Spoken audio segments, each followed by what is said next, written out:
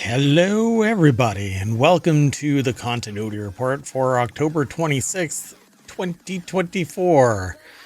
This is where we cover the last week of entertainment news and we distill it down to 5 articles.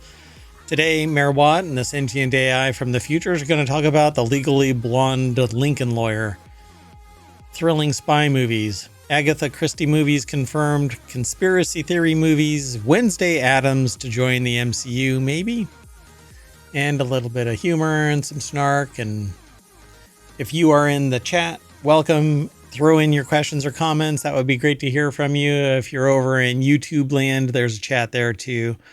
But Omatron doesn't help you out there. Everything is powered by ohmtown.com. So go over and become a citizen, and you too can submit articles to us for review, evaluation, and inclusion, perhaps in the weekly summary. Otherwise, we might actually include it in the Non Sequitur News, which is the daily version of our show, which includes a whole lot of topics, not just entertainment news. Anyway, everything's powered by ohmTown, so go over there, check it out, ohmtown.com.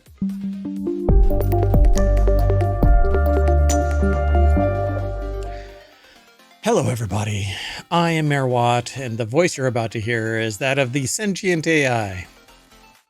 Good evening, hometown citizens. Hello, Mayor Watt. Welcome, co-host. We are just a few days away from Halloween. Do you know what you want to, I guess for you, it's like you can put a skin on, right? It's the I was going to say, can I put a cover on my Raspberry Pi? Sure, yeah, anything you want. What are you interested in? What do you want to be? Something from the MCU or?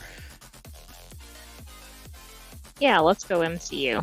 Yeah, or we could put a leopard print 3D printed case on there, and you could be one of the housewives. What's the show? Oh, Desperate Housewives or Real Housewives or something. Yeah. No. Yeah, I think that's a bit much. Yeah, printing stuff takes a while, so you got to let me know early. All right, let's go on to our first article. It's over in the Continuity Report. That's where it's aggregated, but Screen Rant is the one that put the article together. The Lincoln Lawyer Season 3 is the legally blonde replacement I never knew I needed. Hey, you need to put up your spoiler alert. Oh, yeah, I just saw that. So, spoiler alert done. So, if you are a fan of Lincoln Lawyer or have plans to watch The Lincoln Lawyer, and it's the series, not the movie. I think the series is better than the movie. Be warned, we're in season 3, and so yeah, you're gonna. And this may have spoilers for season 3, not just before. Yeah, so you're odds on you're gonna get. Well, based on the title alone, there's a spoiler. So anyway, no, she's not in. Reese Witherspoon isn't in Lincoln Lawyer? No. So the article's over at screenrant.com. Danny Kessel Odom put the article together. And yeah, so season 3 of Netflix's The Lincoln Lawyer feels like the perfect replacement for Legally Blonde, making me, not me, but the author, me, excited to see it continue if season 4 happens, and I hope to God it does. I would love for this show to continue in perpetuity, or at least until the actors get bored with it. 3rd season of the legal drama has dropped on Netflix, and the story is incredible. Mickey Haller faces his biggest challenge, while the rest of his team face major life decisions when discussing movies and shows similar to The Lincoln Lawyer. The most obvious choices are series like Suits and How to Get Away with Murder. I'm willing to watch Suits. I don't want to watch How to Get Away with Murder. Anyway, shows rely on some kind of tension, plots, twist, moral dramas. I've actually been surprised a few times by Lincoln Lawyer actions. So, yeah. Here, I'm going to remove the spoiler alert only because it makes it difficult for anybody to read the stuff that's on the screen. But yeah, be prepared. We may even stop because we haven't watched the whole series. And so we're at the point where, see, I don't even like to, it's going to be this show's going to be very difficult. Not this show, but any of these entertainment shows where we talk about this stuff. Well, absolutely, unless we're talking about older things. So we just have to assume either people listening aren't watching it or have already caught up on it.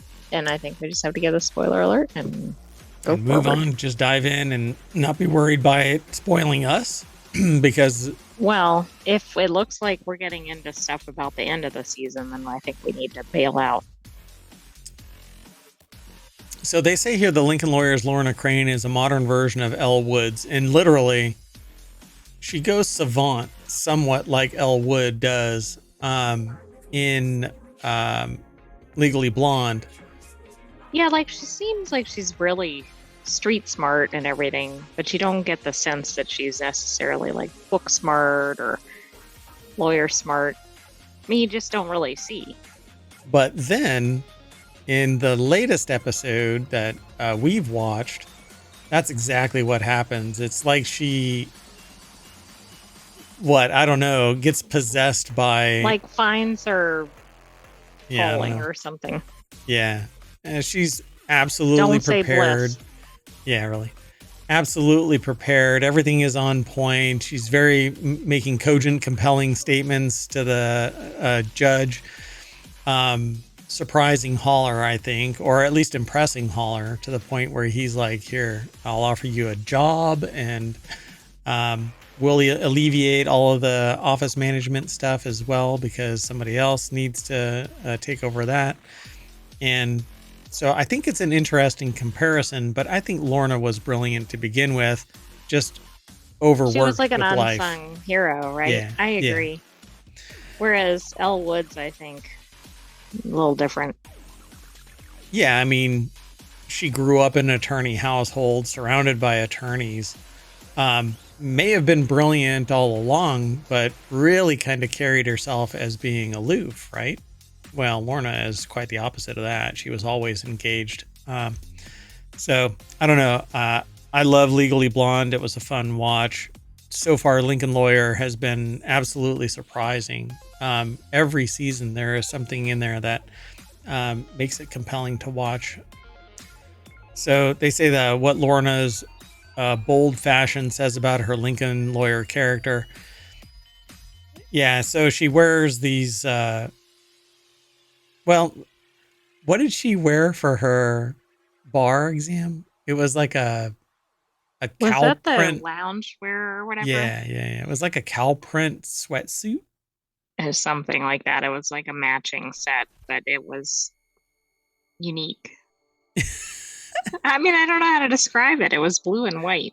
Unique. Yeah, it was quite interesting. And here she's wearing this kind of purple suit with a blue top and with a black print on it.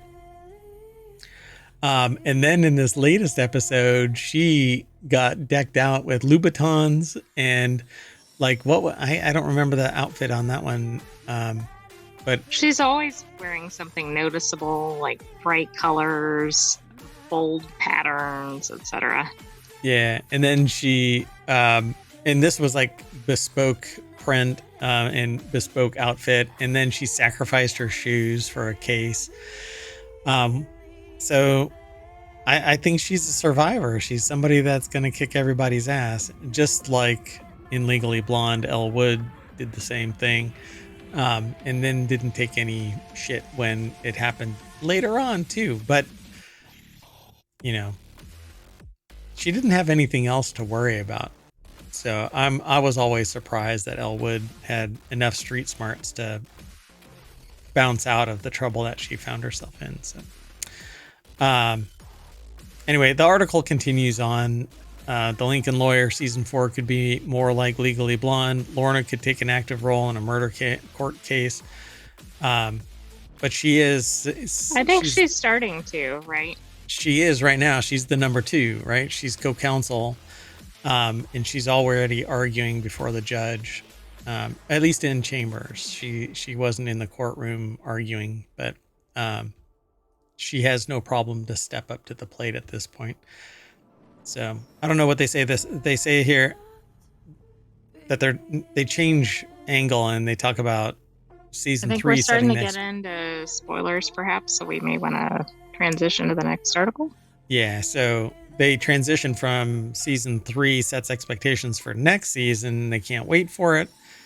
That they say that the famous defense attorney will probably be behind bars for most of season 4, defending himself from the assertion that he murdered Sam Scales. Now, Like I said, I was trying to head you off. But no. We don't even know anything about it. That was speculation on the part of because Sam Scales is just a bit character that was right, absolutely. But I didn't know if that was something happening at the end of the season. No, because they said they could be found behind bars. Well, we know that something happened with the client from the A story of true. the case. Yeah. So, yeah. All right, let's keep going. Our next article is over in the Continuity Report, 10 thrilling spy movies from the 1980s that aren't James Bond. I'll go through these pretty quick. Ariana Alvarado put the article together for ScreenRant.com.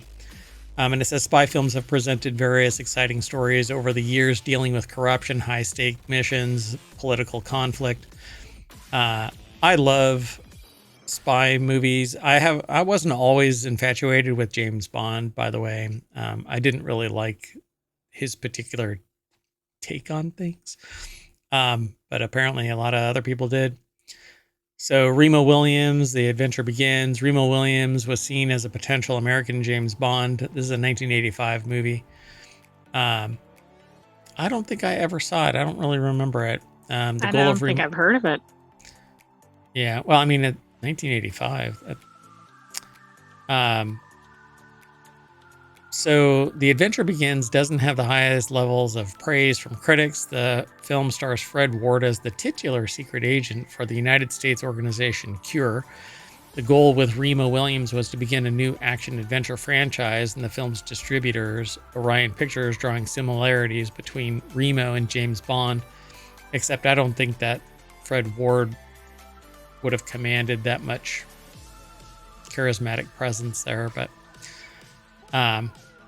I guess it says the thrill of Remo Williams doesn't necessarily come from its narrative, but its action and merging of genres instead. Throughout the movie, the mix of martial arts and espionage is sure to entertain. Back in the day, yeah. Nowadays, people aren't all that infatuated.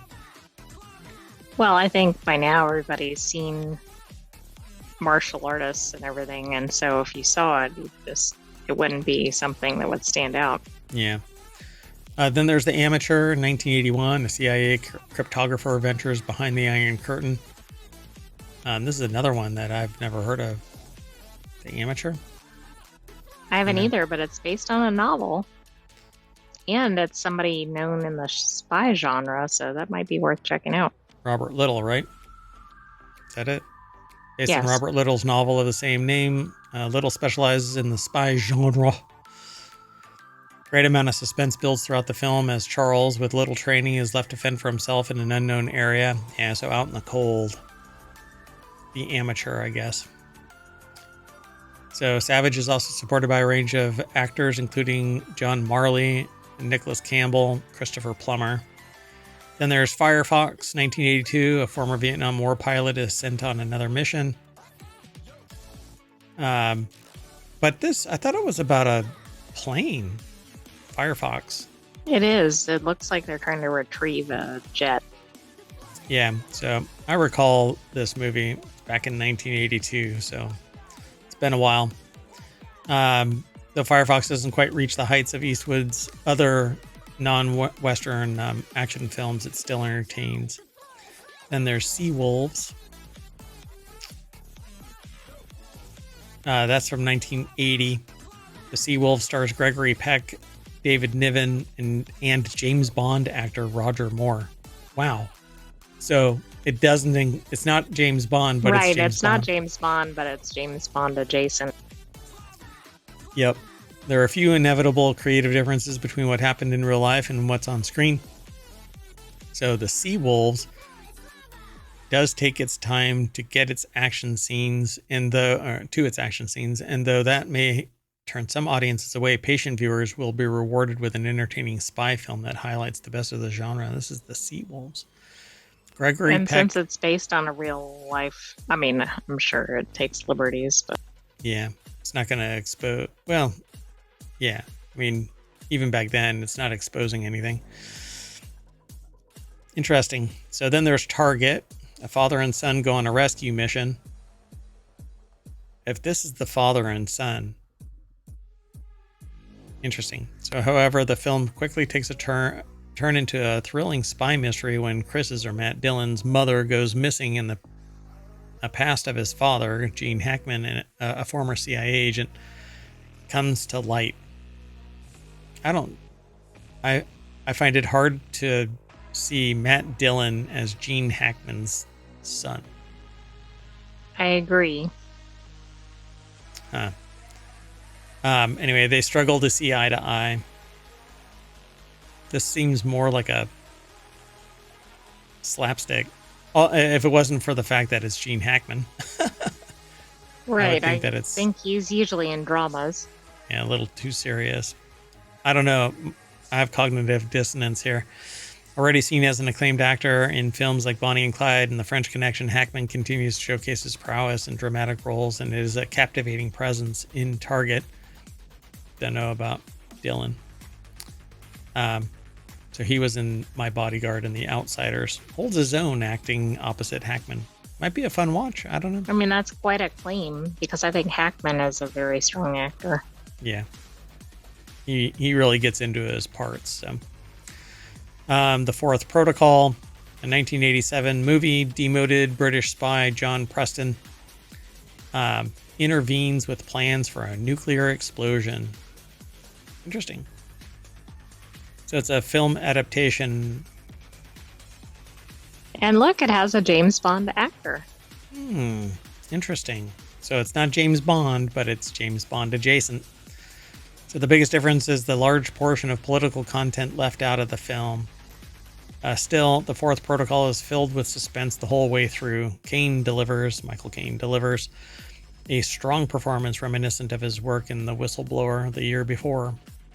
All right, then there's Falcon and the Snowman, based on the real case of U.S. U.S. secrets being sold to the Soviet Union. This is in 1985. Quite a different meaning. Yeah. Selling secret agents. No, you leave that to somebody else. Never mind. Well, but by selling the secrets, they probably were selling the secret agent. Yep. So the Falcon and the Snowman manages to work as a dramatic character study as Christopher and Dalton's tendency to rush into things quickly become a problem. So, yeah, it's the former gets a job with the CIA and teams up with his friend Dalton to sell information to the Soviet Union after discovering a troublesome truth about the American government. It's tense the whole way through. Number 3 is Eye of the Needle. A German spy falls in love with a lonely woman. Oh, so this is another one based on a novel. Ken Follett's or Follett. Is it Follett? Follett's or Follett. Yeah. Ken Follett's thriller novel of the same name and follows an unsympathetic German spy, Henry Faber, or aka Donald Sutherland, on a mission in England. Whilst heading towards Scotland, a dangerous storm leaves him stranded on an island. Audiences are sure to appreciate Sutherland's performance in Eye of the Needle, as it's one of the actor's best. Okay, let's keep going. Then there's The Whistleblower. A retired naval officer uncovers a corrupt government in 1986. It's based on John Hale's 1984 novel, The Whistleblower. Has a fascinating and gripping narrative that combines espionage tropes with themes of class division. So apparently this is interesting. Michael Caine, who is also known for comedy. Yeah, I think he's in another one up here too, isn't he? Oh, no. I don't know. So, yeah. But I think he plays a little bit of everything. I swear I've seen him in a little bit of everything.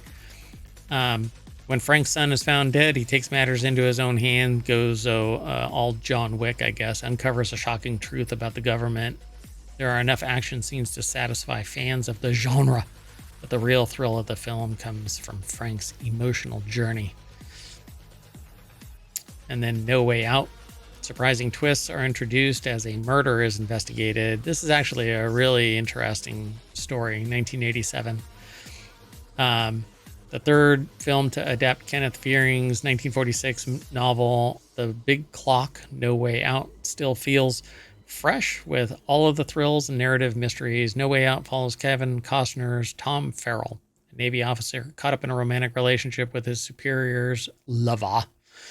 When the woman is found dead, Farrell is tasked with leading the investigation, only to slowly become a suspect himself. No Way Out is complex but easy to engage with, and is full of exciting action and cleverly written twists. Yeah, this was actually a really interesting watch. So, it's one of those ones, kind of like whatchamacallit,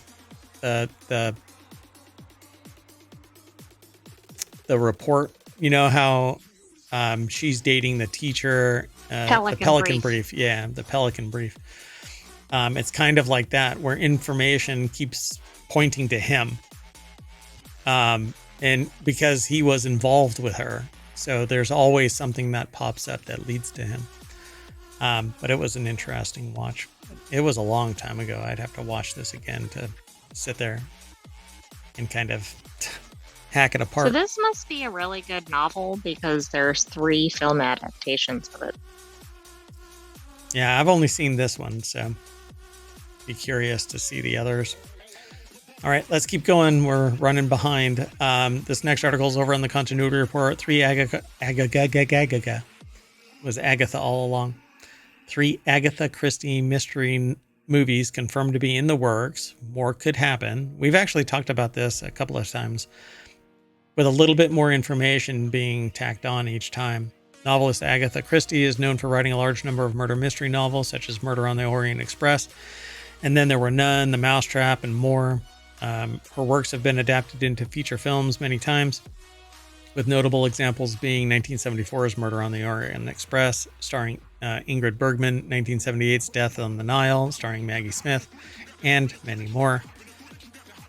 Well, comingsoon.net put this article together. Let's see. Who's the author? Brandon Schroer. Yeah, right here. Very hard to locate on the website. Yeah. So more recently, Kenneth Branagh has directed 3 Christie adaptations: 2017's Murder on the Orient Express, 22's Death on the Nile, 23's A Haunting in Venice. Branagh played Hercule Poirot in all 3 films, which were released through 20th Century Studios.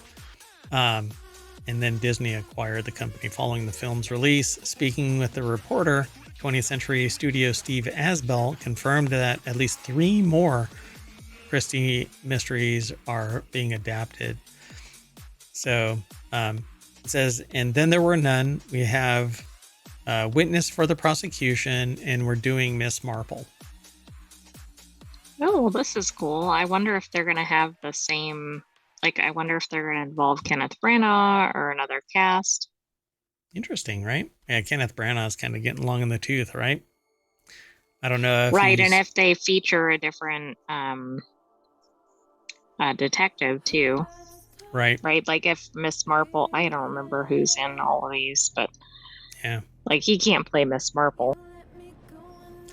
Did you just assume his gravitas? Do you think that he can't play Miss Marple? Come on. Never. I think that's not okay. But anyway, I don't know who the detective is in these. You know, if they're not Poirot movies, then... Yeah, we'll have to look. Got to get ready for this, right? And just go on Agatha Christie movie marathon. Maybe we can do that on Patreon or something. There you go. All of the teardowns of the movies we watch should be over on the Patreon. We won't be able to do it here on this show. It's only 30 minutes. All right. Let's keep going, though. This next article is over in the Continuity Report. 25 essential conspiracy theory movies unfortunately, we won't be able to go through all of these one by one. Maybe we can at another time, or as a side thing over on Patreon. But this article was actually published originally back in 2020. It says, just in case you weren't feeling anxious enough ahead of the 2024 presidential election, we've updated the list to include 10 more conspiracy-driven movies. So this is a list that has been growing and changing. The article is over at vulture.com. Keith Phipps put the article together. 25 essential conspiracy theory movies, and I can almost bet that I've seen most of them. So I'm not going to read through all of this because we know what it's all about. Conspiracy theory movies. So Soylent Green. This is one of those creepy movies where it's not really a conspiracy theory. It's just that you end up finding out what Soylent Green is. But there's a whole story behind it. There's an entire thing. I mean, basically at the end of the movie, you find out what it is. Spoiler alert. Yeah, and if you've never heard the meme about Soylent Green, then I'm sorry. National Treasure is number 24, which I don't know. These must be spectacular movies for this to be. I agree. I mean, this is a really fun watch, I think. Is it realistic? No, but it's fun. What do you mean, is it not realistic? What do you mean it's not realistic? You're from the future. You know that this is true. This is all legit. Conspiracy theory. It says it might seem weird to think of a paranoid thriller as being a product of more innocent time, but consider this. To disseminate his wild theories about militias and the UN and the Vietnam War and whatever else crosses his mind, conspiracy theory protagonist Jerry Fletcher, aka Mel Gibson, uses a newsletter that he physically mails to followers, actively choose to subscribe it. In 1997, if not for much longer, conspiracy theorists still had to work to get their message out. So Conspiracy Theory was a really great movie as well. It's a fun watch. But it's Manchurian Candidate type.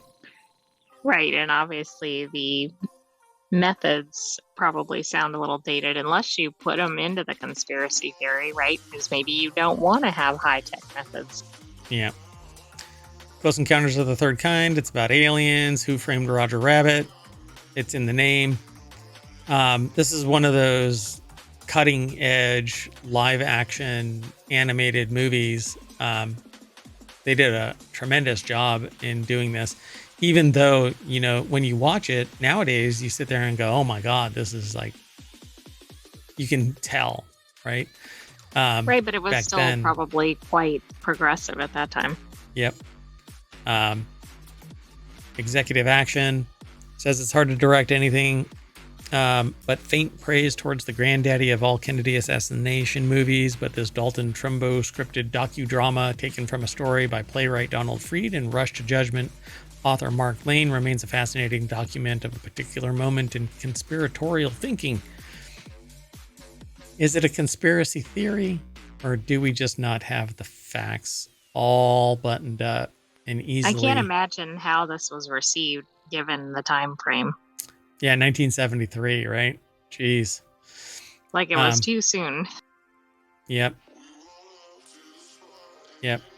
Rebel Ridge, 2024. I've never seen this. I've not even heard of it. So not all conspiracies have to dupe the whole world. Some can work on a much smaller scale. In this tense Jeremy Saulnier, I guess, directed thriller, Terry Aaron Pierre tries to bike into the small Louisiana town of Shelby Springs to bail out his cousin, buy a pickup truck, and start a new life somewhere else. The cops stop Terry and take the stack of cash he's brought with him by declaring the theft civil forfeiture, which is absolutely real, by the way. So, yeah, it says it's an effective action movie that doubles as a maddening expose of everyday sort of conspiracy. That's more than theoretical. That makes this not conspiracy, so I wouldn't even bump this. Right, might be good action movie. Yeah, but civil forfeiture is absolutely legit. I mean, legit in the reality of it. It's not legit. I think it's bullshit. But that's me. That's why I don't carry any cash anywhere. Hell, you'd be surprised to catch me with pants on. Number 18 is Wag the Dog. Number 17 is Absolute Power. Like I said, I won't be able to go through all of these. JFK is number 16, another Kennedy thing. Manchurian Candidate, which is in and of itself, there's a lot of talk about this type of thing. There were experiments on soldiers for conditioning them. Number 14 is Winter Kills, 1979. Number 13, Under the Silver Lake. Slacker, who already sees the world as a place filled with conspiracies and hidden messages. Sam, Andrew Garfield, is either the best or worst person to investigate what appears to be a real mystery in this darkly comedic and underseen David Robert Mitchell film set in Los Angeles, filled with coded messages, secret hideouts, etc., etc. Interesting. Then there's The Insider, 1999, with Russell Crowe from back in the day. 3 Days of the Condor, 7 Days in May, The Parallax View. Number 8 is They Live, which is a sci-fi movie about aliens in the world, basically modifying the Earth so that it's easy for them to come down and take over entirely. And only a few scientists that figured out how to use a special pair of glasses can see the aliens for what they are, and it goes from there. Rowdy Roddy Piper as John Nada, an LA drifter who happens upon a pair of sunglasses. Dun, dun, dun. It's a fun watch. Secret Honor, Blowout, The Conversation, Chinatown. I didn't realize there were so many of these, like in the 70s and 80s.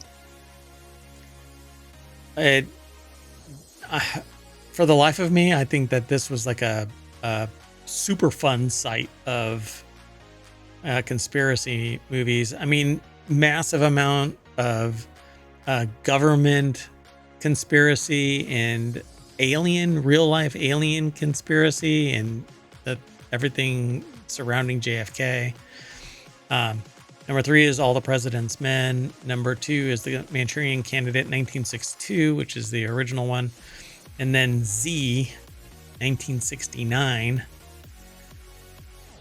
I've heard of maybe a third of these, but all of these look interesting.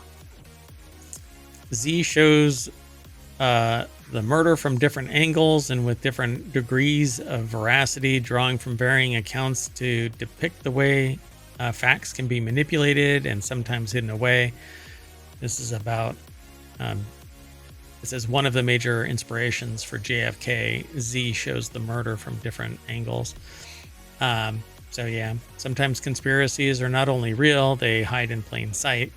Adapting a novel by Vasilikos, a Greek-French director, Costa Gavras, employs the thinnest of veils for a film directly inspired by the 1963 assassination of Greek politician Grigoris Lambrakis at the hands of the same right-wing forces that would take over the country via a military junta in 1967. Dun, dun, dun. Interesting. Okay, well, that is 25 of the best conspiracy theory movies, and it's been added to back from 4 years ago. And now finally, the last article for today and for the continuity report today is Jenna Ortega rumored to be in talks to join the MCU. Okay, I wonder what character she's going to play. Wednesday Addams. How does that connect to MCU? I don't know, but that's what I'm going to put in this story. Jenna Ortega is rumored to be in talks for a new role in the MCU it's a Marvel Cinematic Universe, following her previous appearance in Iron Man 3. An industry scooper, apparently, recently shared the news on Twitter. sparking speculation that Ortega's potential return to the MCU. Known for her standout roles as Wednesday and Scream, Ortega's possible involvement in a new Marvel project has already garnered attention from fans. So I'm interested in the world building and stuff like that. Usually if the actor is part of the MCU, then it's going to be a great character. Right, but I guess a lot of it depends on some of the things we've talked about previously with MCU. Like, is it somebody that has enough? Is the character somebody who has enough to carry a film? Right. It does not matter how good the actor is if the story isn't part of the world building and there isn't enough grip on the ground to keep moving forward. It's just going to sit there, spin out. So these oddball characters that show up, but there isn't anything really there to draw people back. Is it going to matter? So a new rumor suggests that Jenna Ortega is in talks for another role in this Marvel Cinematic Universe. This comes after her previous roles in Iron Man 3 and Vice President's Daughter, which is different than the one Scream.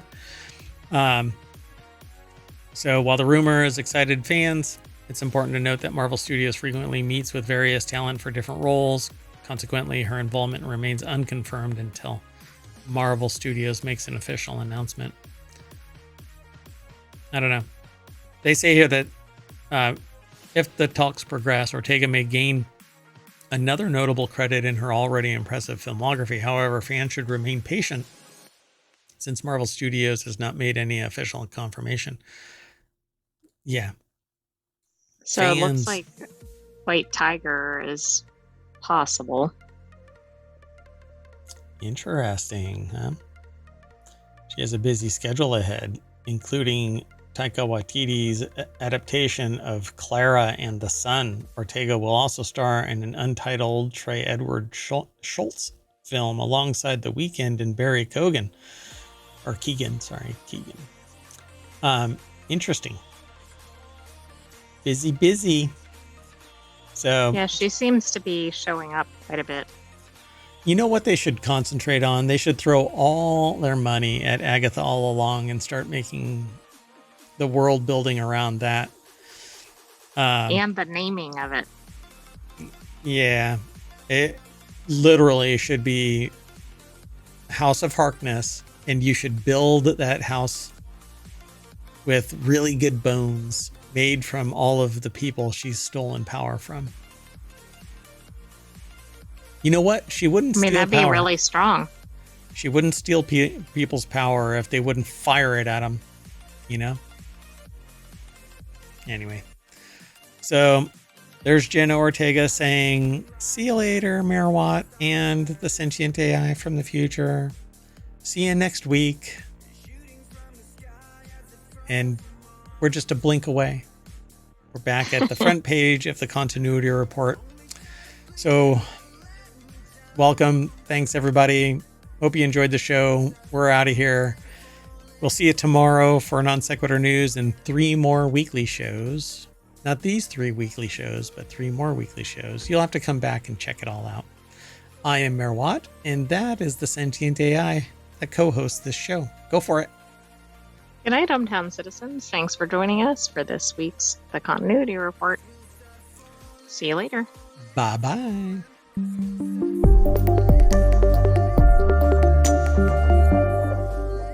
I put a spell on you.